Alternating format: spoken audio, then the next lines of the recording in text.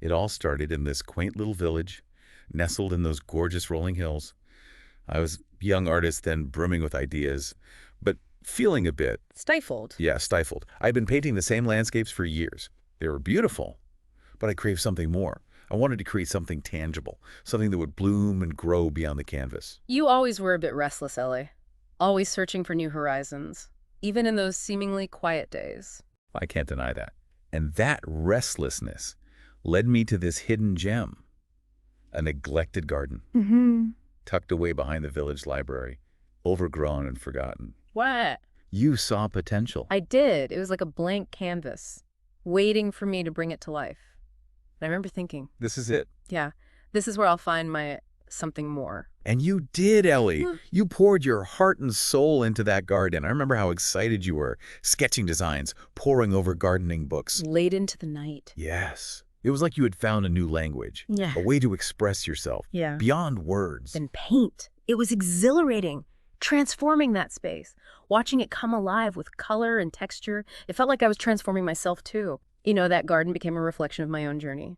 The weeds representing doubts, fears that I had to overcome, and the blossoming flowers symbolizing the growth. And resilience. Yeah, the resilience I discovered within myself. It's interesting how a physical space can become so intertwined with our internal landscape, isn't it? It's like the garden served as a tangible manifestation of your personal evolution. Yes. Absolutely. And then just when everything was starting to thrive, we were hit with this massive storm. It came out of nowhere. Wind howling. Rain lashing down. I was terrified we'd lose everything. I remember that storm. You were out there battling the elements, determined to save those fragile seedlings. You didn't even hesitate, just jumped right in. Soaking wet. Covered in mud. To be honest, Yeah. I surprised myself. I didn't realize I had that kind of grit in me.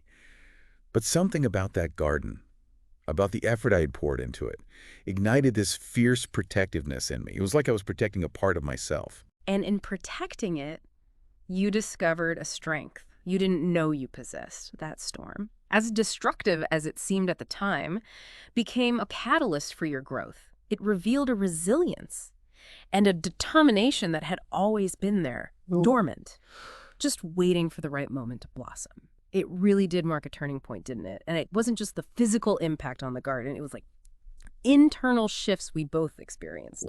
You discovering your resilience, Ellie, and me, well, I was starting to feel a connection to something more grounded, more permanent. It's funny you say that because that's right around when you really started digging in, literally and figuratively.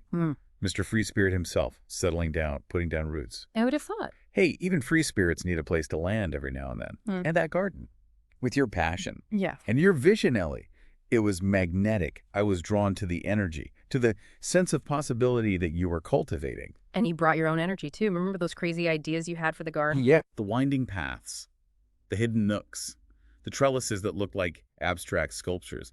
I thought you were completely bonkers at first. Well, someone had to push the boundaries a little, right? You were all about meticulous planning and color palettes. And I was all about embracing the unexpected, letting nature guide the design. We were quite the dynamic duo, weren't we? The meticulous artist. And the free-spirited adventurer. Yeah, finding common ground in that shared space. And that's what made it so special, Ellie. It wasn't just about the plants or the design. It was about the collaboration, the blending of our different perspectives. We challenged each other, pushed each other to think differently. And the result was something truly unique. A garden that reflected both of our personalities. A living testament to the power of collaboration. It was like we were creating a work of art together. But instead of paint and canvas, we had soil and seeds and sunshine. And let's not forget the community that started to blossom around the garden. It wasn't just our space anymore. It became a gathering place, a shared sanctuary for the entire village. The children especially were drawn to it. They'd spend hours exploring the hidden pathways, building fairy houses out of twigs and leaves, giggling and chasing butterflies. It was pure magic. And you, Ellie, with your kind heart, you welcomed them all. Remember Theo, that shy little boy who was always peeking through the fence? You invited him in, showed him how to plant a sunflower, and suddenly his eyes lit up. He was hooked. Theo was a natural. He had this innate understanding of plants, this gentle touch that seemed to coax the best out of every seedling, and the garden became his haven, a place where he could blossom just like those sunflowers. It was incredible to witness. It reminded me of the power of small gestures, how a simple act of inclusion can unlock hidden potential. You gave Theo a sense of belonging, a place where he could explore his passion, and he thrived. And it wasn't just the children. The garden seemed to have this magnetic pull on everyone.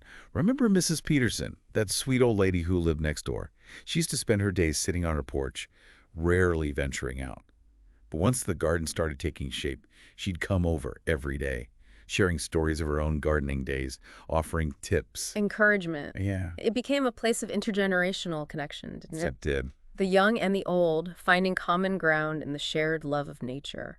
It was like the garden was weaving together the fabric of our community, thread by thread. And it wasn't just about the conversations and the shared activities. There was something deeper happening, a sense of shared purpose, of collective pride. The garden became a symbol of our village, a testament to what we could achieve when we worked together. It's amazing how a shared space, a shared passion can have such a profound impact on a community. It brings people together, breaks down barriers, creates a sense of belonging. And it's not just about physical spaces, is it?